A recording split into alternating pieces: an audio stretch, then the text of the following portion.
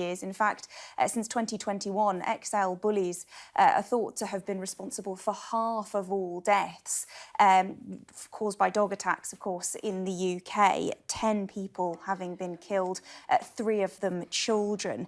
Now, what sparked the Home Secretary's latest response, really, is this video that came out over the weekend. It's absolutely horrifying. Shows an 11-year-old girl on the ground, a dog on top of her, people on the street in Birmingham desperately trying to pull the dog off her. They're beating it with a stick. It runs off and attacks somebody else. The Home Secretary, Suella Braverman, said the breed was a clear and lethal danger. She shared this video saying that she has commissioned urgent advice on banning them. The dog itself, a crossbreed, it's linked to, very similar to Pit Bull Terriers, which are one of 4 breeds that are already banned in the UK. Really important to point out, though, how difficult it will be for her to ban this breed of dog. It's not a specific breed itself, and also some people say that banning breeds, it's just too broad. But politically very interesting that this is something Suella Braverman has decided to weigh in on. Rachel, thank you very much. Well, let's take a look at some of the day's other headlines now. And BMW has confirmed it's building its next generation electric Mini in Oxford as part of a multi-million-pound government deal. The German manufacturer is transforming the existing plant to secure around 4,000 jobs. Whitehall sources have declined to give details on the level of taxpayer support being offered, but did not dispute a reported figure of £75 million. Daniel Khalife will appear in court today, charged with escaping from custody at HMP Wandsworth. The 21-year-old former soldier was arrested by a canal in West London on Saturday. Concerns have also been raised about security at the prison after an inmate was critically injured in a separate stabbing incident yesterday. The autumn COVID-19 and flu vaccine programmes begin in England from today. The rollout comes a week earlier than planned and as a precautionary measure after a new variant was identified. Vulnerable people, including care home residents, will be the first to receive the jab. Rents could rise more than 4 times as fast as house prices over a 4-year period to the end of 2026. The estate agents Hamptons predicts they could go up by 25% compared with a 5.5% increase in the cost of a home. Novak Djokovic has won a record-equalling 24th Grand Slam singles title by outlasting Daniil Medvedev in a punishing US Open final in New York. For Djokovic, his victory against Medvedev marks his 4th title in New York, to become the oldest US Open champion in the Open era.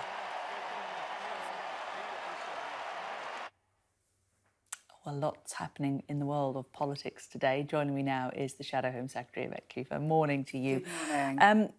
This potential Chinese spy that we've heard about over the weekend, what would Labour do to stop China infiltrating our government? Well, this is obviously a very serious case. You've got allegations of spying really at the heart of democracy. And this is an area where MI5 warned about the risks of political interference some time ago, and where we've also had the very damning, a very critical report from the Intelligence Committee about the failure of the government to adopt a proper comprehensive strategy towards China and towards its risks to national security. We think that there has to be a comprehensive strategy towards the risk, the challenges and the threats from other states to our national security.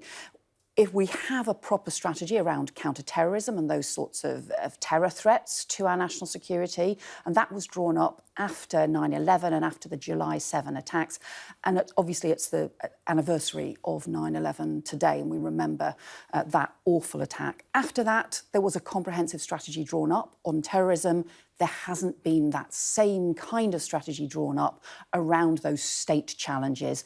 We need that because those state challenges are growing. How would you characterise the threat China poses? We asked Kemi Badenoch if she thought that they were a threat, and she wouldn't use that word.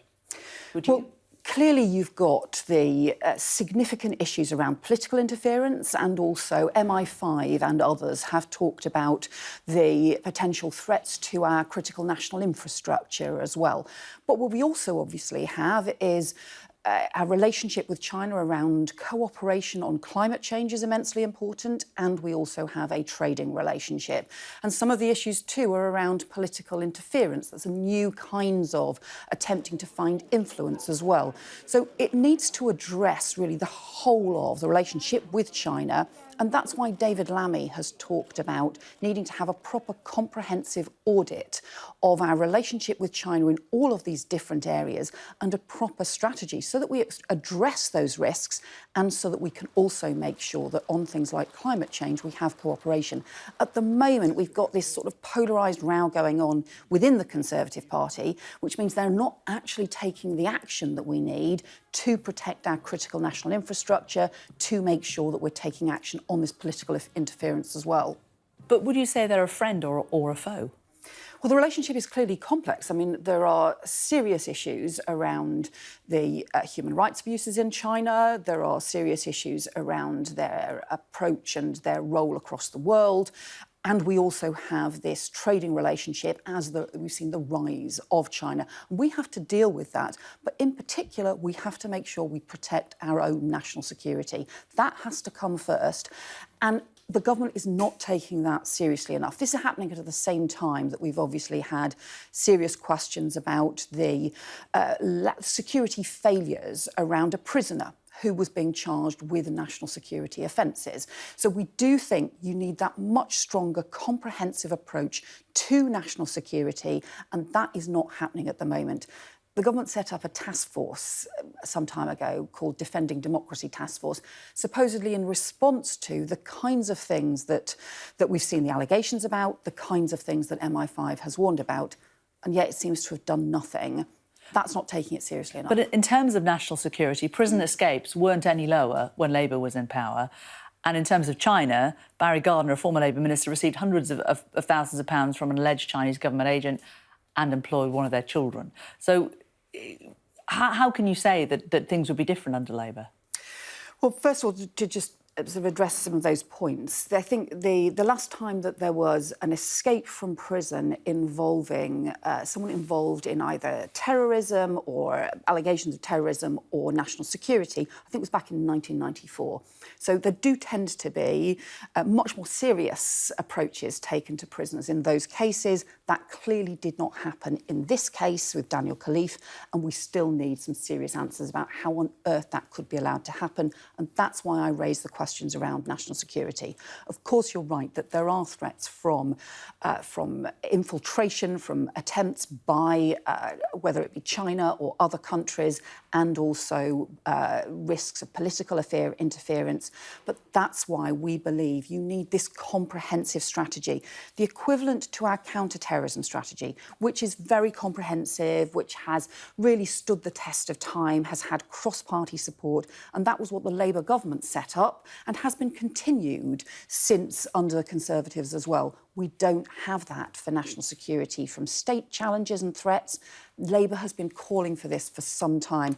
We have to take this much more seriously because these kinds of threats, these kinds of challenges, these kinds of risks, whether it's what's happening with Iran, whether it's cyber attacks from other countries, those sorts of things must be taken more seriously.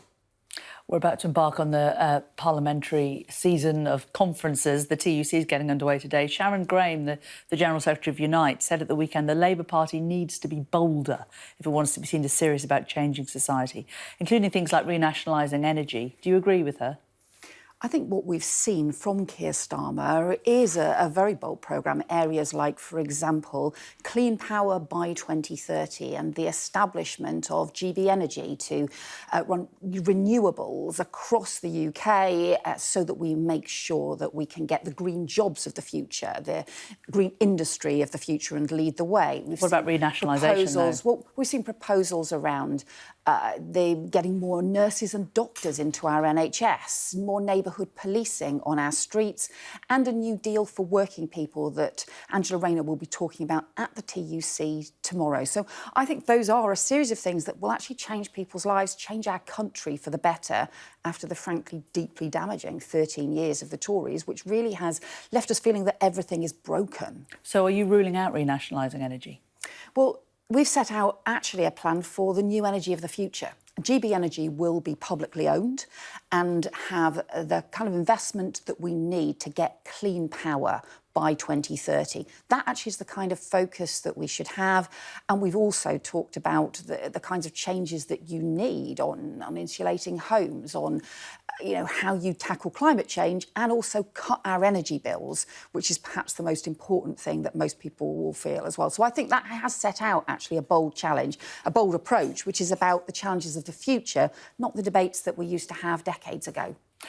Final quick question. Given that you're Shadow Home Secretary, there's been a lot of stuff in the papers over the weekend, this dreadful video of this poor girl attacked by an XL bully dog.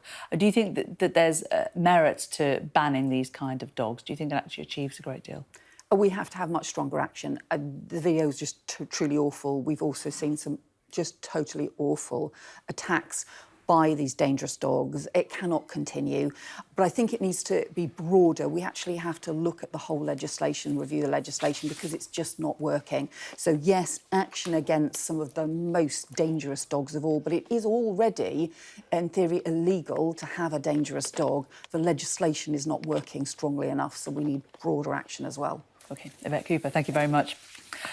Well, let's go to Oxford now. Good news today for those working in the car industry there. BMW is set to announce plans to build its next generation electric Mini there. Joining me now is our business correspondent, Paul Kelso.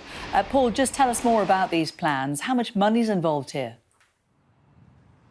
Yeah, this is a £600 million investment by BMW in the Oxford Cowley plant, where they've been making Minis for several years already, a commitment to transition this plant to full electric vehicle production. They'll be making the new Minis 3- and 5-door Mini and a new crossover Mini from 2026, fully electric, as well as the existing internal combustion engine models. And then by 2030, it'll be electric only, in line with the UK's target and mandate to ban the sale of new internal combustion engine cars by then. It's very good news for the 4,000 people who work at this plant. The city might be famous for its university, but as an employer, this place is extremely important to those who work and live in the city as opposed to just study here. The government is kicking in, I understand, around £75 million of subsidy in one form or another. That's a bit more than the rule of thumb here, which is if there's a big internal investment,